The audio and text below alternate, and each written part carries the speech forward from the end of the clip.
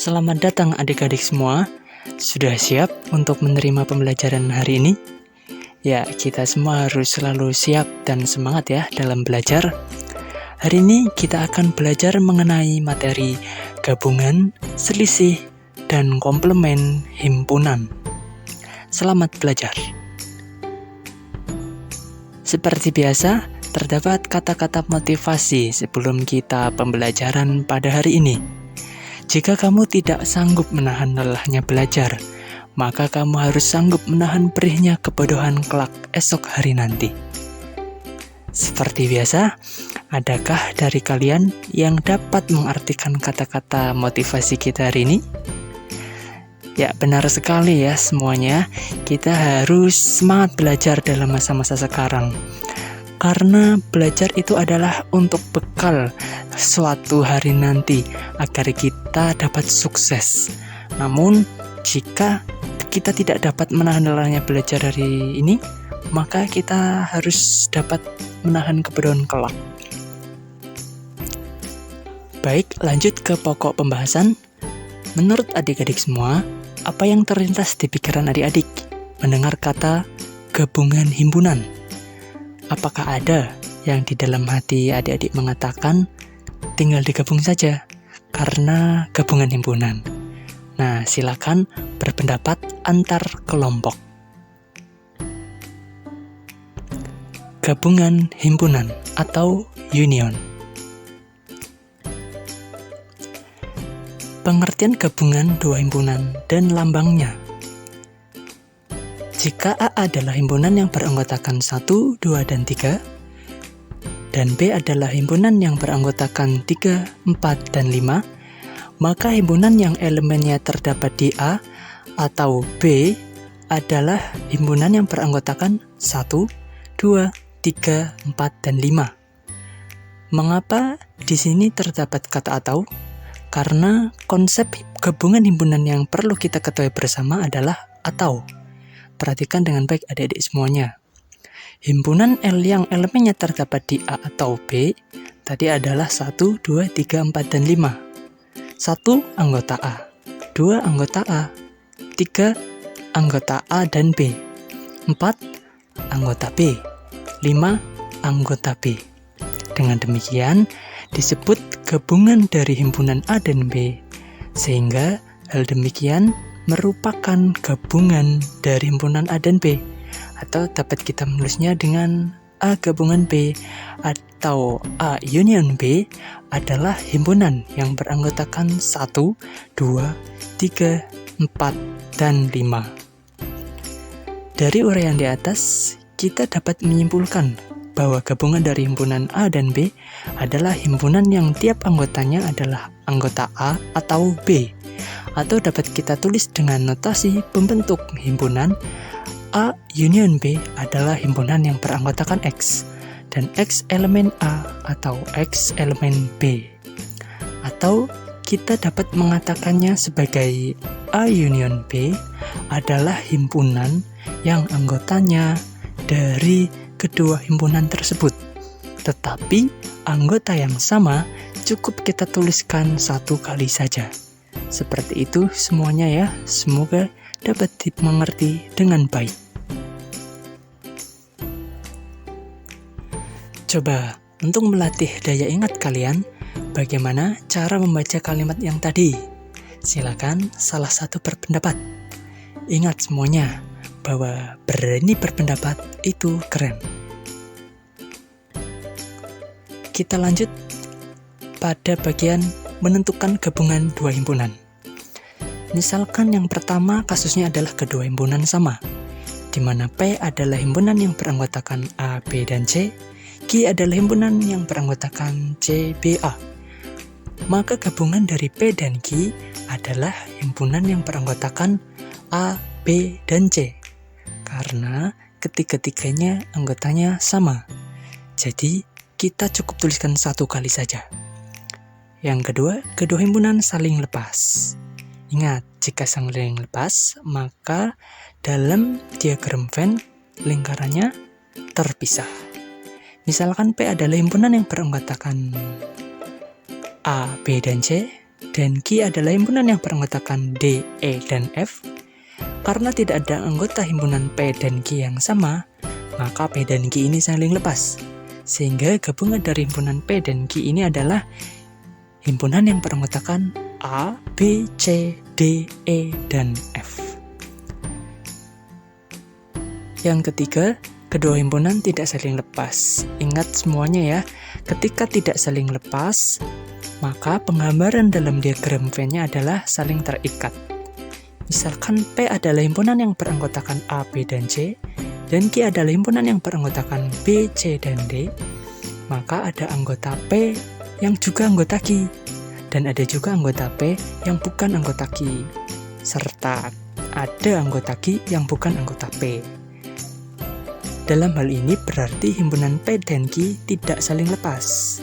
Jadi, gabungan himpunan P dan Q adalah P union Q adalah himpunan yang beranggotakan A, B, C, dan D. Perhatikan adik-adik semuanya pada kasus yang terakhir ini, B dan C adalah anggota P, dan B dan C adalah anggota Q. Maka untuk P union Q cukup kita tuliskan B dan C-nya sekali saja, sehingga P union Q adalah himpunan yang beranggotakan A, B, C, dan D. Sehingga jika ada permasalahan seperti berikut, maka bagaimana solusinya adik-adik semua? Ketika dipunyai A adalah himpunan yang beranggotakan 1, 4, 7, 10, 13, 16, dan 19. Kemudian B adalah himpunan yang beranggotakan bilangan kelipatan 4 kurang dari 20. Silakan, siapa yang akan menjawab permasalahan ini? Maka kalian semua harus menganalisis terlebih dahulu anggota apa saja yang menjadi bilangan kelipatan 4. Yang kurang dari 20. Benar sekali semuanya ya. Himpunan bilangan kelipatan 4 yang kurang dari 20 itu ada 4, 8, 12, dan 16. Sehingga dari sini kita dapat menentukan A union B. Benar kali semuanya ya. A gabungan B adalah himpunan yang beranggotakan 1, 4, 7, 8, 10, 12, 13, 16, dan terakhir 19. Beri tepuk tangan untuk kita semua.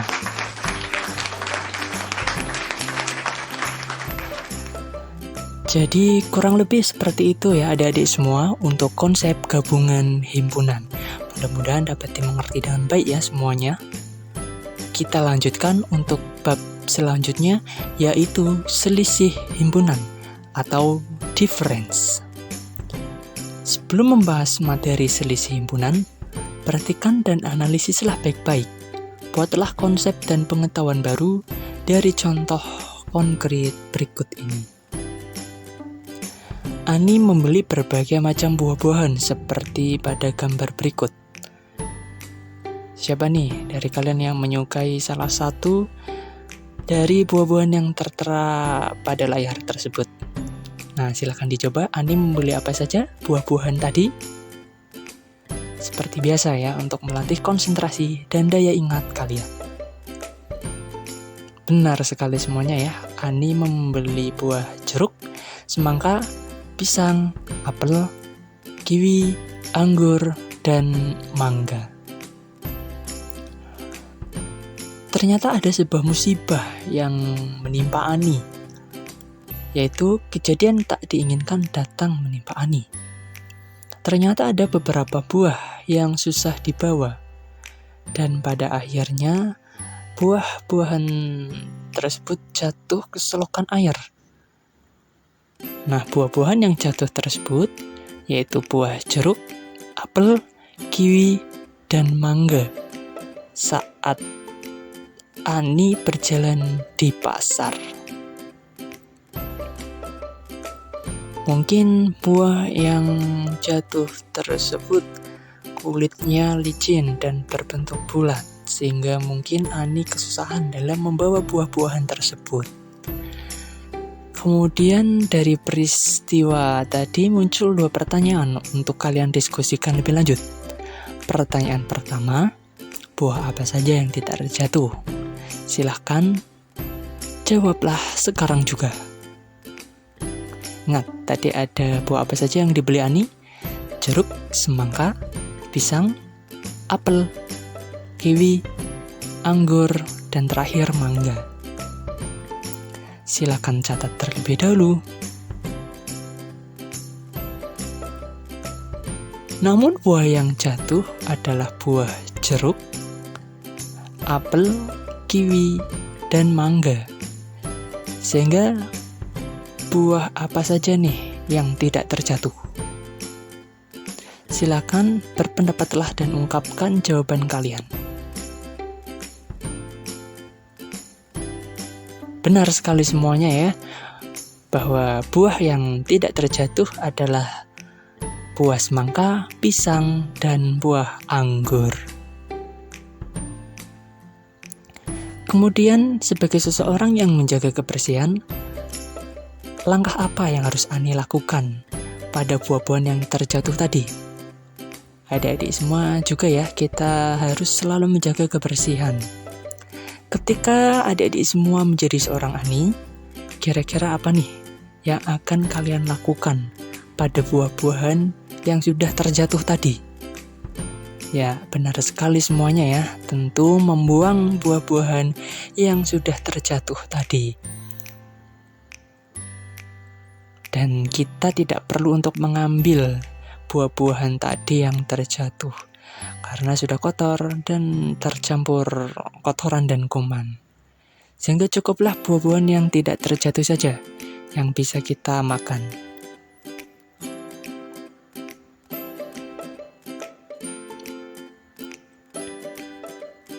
Sehingga kesimpulan apa yang dapat kalian peroleh pada peristiwa tadi? Dan tahukah kalian semua bahwa peristiwa tadi merupakan salah satu contoh kecil mengenai selisih himpunan, di mana A misalkan himpunan buah-buahan yang dibeli oleh Ani, dan B adalah himpunan buah-buahan yang jatuh ke selokan air. Maka himpunan B harus dibuang karena buah tadi sudah kotor terjatuh. Kemudian buah-buahan yang masih tersisa tadi menggambarkan contoh kasus selisih himpunan, yaitu A dikurang B adalah himpunan yang beranggotakan semangka, pisang, dan anggur. Jadi dari sini adik-adik semua paham ya, bahwa A dikurangi B adalah himpunan yang anggotanya A, tetapi himpunan yang anggotanya B harus dibuang, seperti kasus buah tadi. Sehingga himpunan A itu himpunan benar-benar murni, tanpa ada anggota dari B. Seperti itu ya adik-adik semua, mudah-mudahan dapat dimengerti dengan baik dan benar. Perhatikan 2 contoh berikut.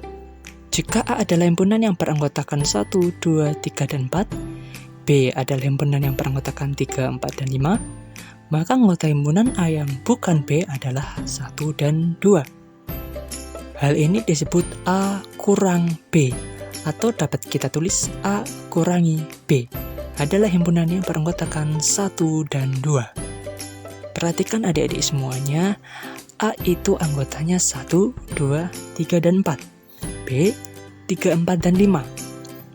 Kita akan menentukan A dikurangi B. Artinya, maka kita akan menuliskan anggota A, tetapi yang ada anggota B jangan kita tulis.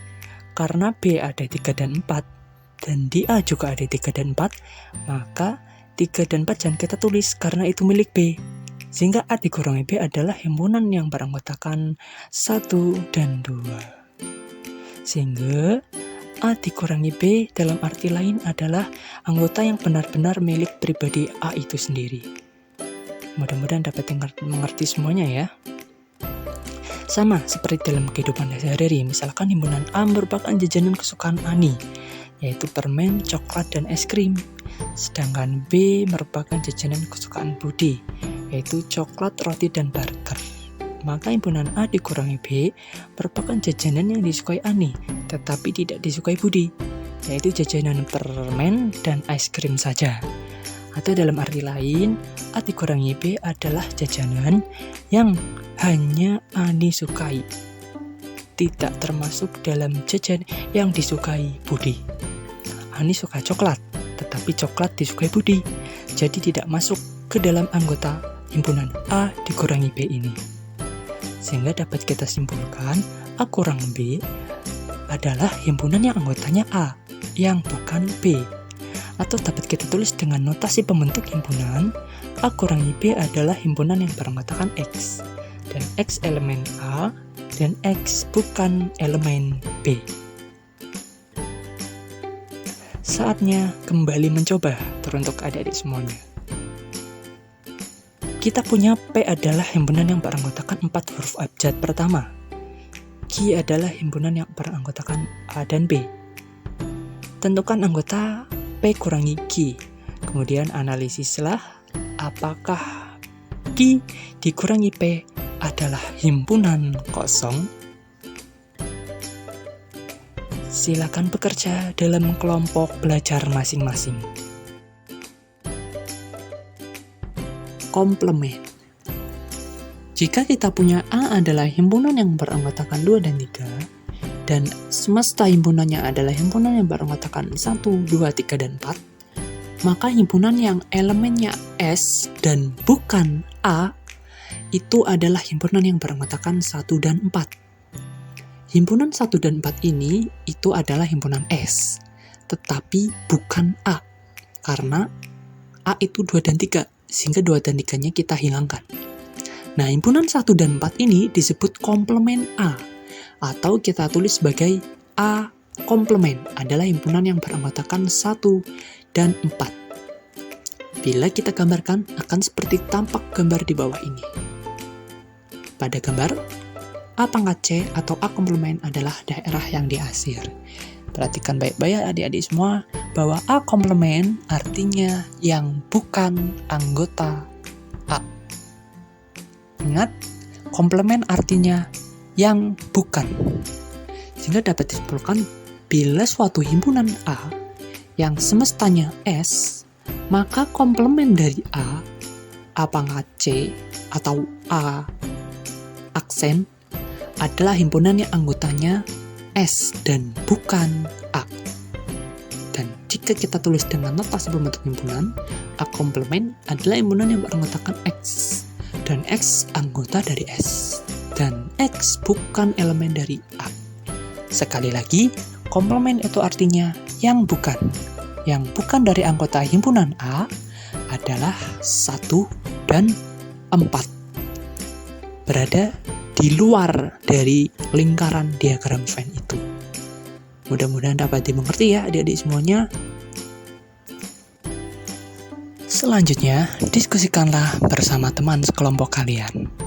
Jika diketahui A adalah himpunan yang beranggotakan 1, 2, 3, 4, 5, 6, 7, 8, 9, dan 10. Serta B adalah himpunan yang beranggotakan 2, 3, 5, dan 7. Bapak ingin tahu, B termasuk himpunan bilangan apa adik-adik semua?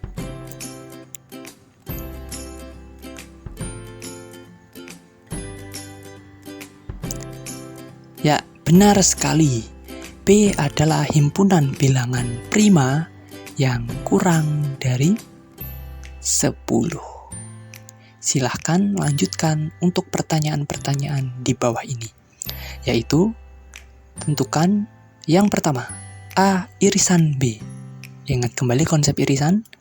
Yang kedua, A gabungan B. Ingat kembali pula konsep gabungan. Yang ketiga, A selisih B atau A dikurangi B. Yang keempat, menentukan A komplement dan B komplement. Ingat kembali ya adik-adik semua bahwa komplement adalah yang bukan. Berarti yang bukan himpunan A, itu A komplement, dan B komplement artinya yang bukan himpunan B. Kemudian untuk pertanyaan terakhir, A irisan B komplement, artinya yang bukan A irisan B. Silakan didiskusikan permasalahan di atas dan paparkanlah hasil diskusi tersebut di depan kelas.